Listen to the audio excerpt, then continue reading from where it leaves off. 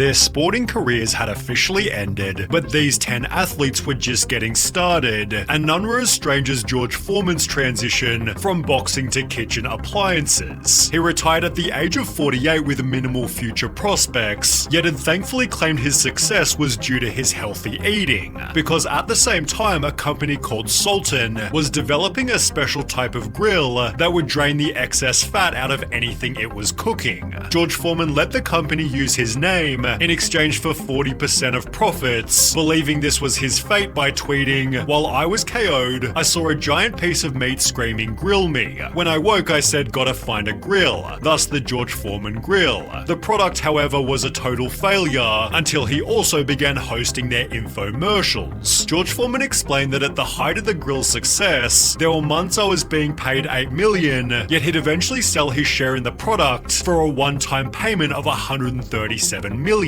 The product became so popular, one person posted, "Today I learned that George Foreman is not just a brand of grill. It's actually the name of a real man who was once a boxer, while the name Jason Statham belongs to a man who was once a diver." He made it to the 1990 Commonwealth Games, where the judges continually highlighted that he wasn't doing well. Jason Statham is not having a good time. He's moved from 8th, slipped down to 11th. Despite placing 11th, he'd explained that diving teaches you discipline, focus, and certainly keeps you out of trouble, which are principles he'd also apply as an action movie star. Statham performs his own stunts in every single movie, applying his swimming ability in productions like The Meg and Expendables 3, where diving actually saved his life. Whilst filming a truck scene beside a dock, the brakes on the truck failed, plunging him into the sea. 60 feet at the bottom of the Black Sea, stuck in the mud. How am I going to get out of this? This is how it ends. Yet Jason was able to free himself and swim 20 meters back to the surface. Terry Crews, who we'll talk about later, said, "He was a professional diver, that was his thing, man. If it would have been me, I don't know if it would have ended that way." Statham further added, "I think what I didn't achieve in sports has probably helped me focus more and take my acting career more seriously, while Arnold Schwarzenegger was only able to act because of his sporting achievements." In the very same year as Arnold's first Olympia win, he was given the lead role as Hercules in New York, being cast for his appearance which resembled the Greek hero.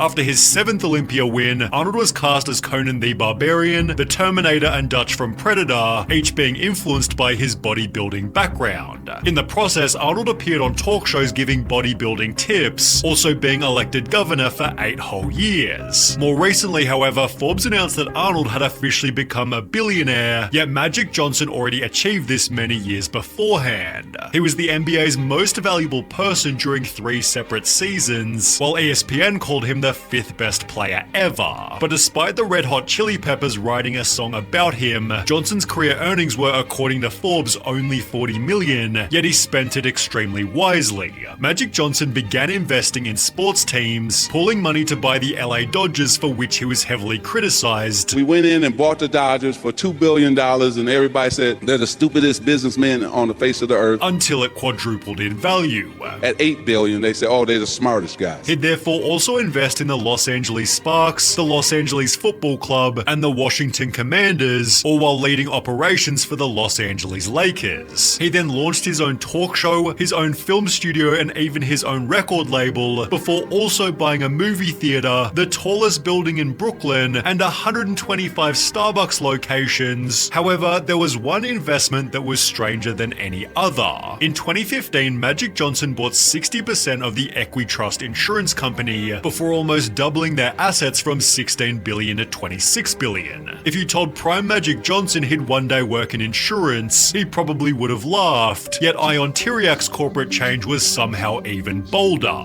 You've likely never heard of him, but you'll never forget the mustache. Ion Țiriac was a pro tennis player from Romania who won the French Open during his peak in 1970. He retired 10 years later but had such a unique look, he was given a role in many different ads. Then he casually decided to open his own bank. It was the first in his country after communist Romania ended, with its profits funding other ventures in real estate, auto leasing, and air travel, although his coolest business is easily his car museum. He owns over 300 different incredibly unique cars, including 2 Rolls-Royce Phantom 4s, of which only 18 were made, and are valued at $3 million each. The rest of his collection features everything from Fords to Ferraris, and they're all on display at the Țiriac Auto Gallery. Despite earning just £200,000 during his professional tennis days, he became Romania's richest man with a worth of $1.7 billion, but he's not nearly as famous as presenter Michael Strahan. NFL players retire after 3.3 years on average, yet Strahan played from 1993 to 2007, spending 15 years with the New York Giants and retiring after a year that his team had won the Super Bowl. But while this made him perfect for a career in sporting commentary, he approached it through a slightly different medium.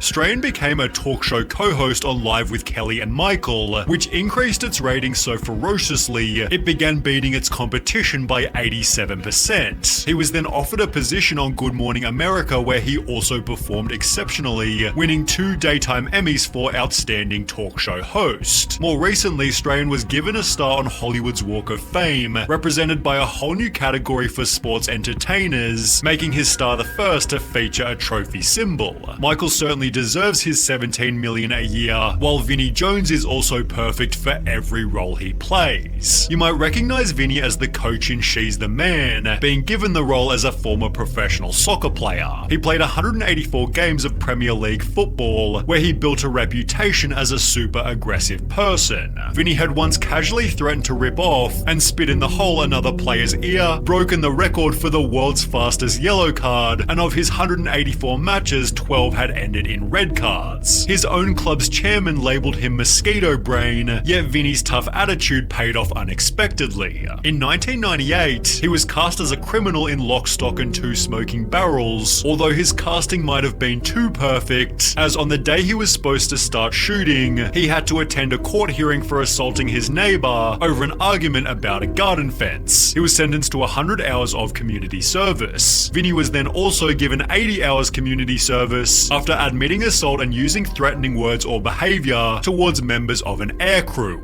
As passengers and crew tried to restrain him, Jones declared, "I can get you murdered. I can get the whole crew murdered for £3,000. But these hiccups only helped his career as he began to play tough guys in every single movie, for example the X-Men's Juggernaut. He's since acted in over 100 films, but it feels like Shaq appeared in even more commercials. After retiring as the 10th best player ever, Shaq began making rap music, releasing 5 studio albums, one of which featuring Michael Jackson. Under the name DJ Diesel, Shaq began performing live at festivals as big as EDC Las Vegas. On top of music, Shaq appeared on WWE, in shows like Curb Your Enthusiasm, and so many different commercials IMDb can't even count them all. However, most of his earnings have come from savvy business moves. Shaq owned 155 Five Guys restaurants, representing 10% of all locations, as well as 150 car washes, 40 gyms, and 17 Auntie Anne restaurants. He's built a net worth of $500 million,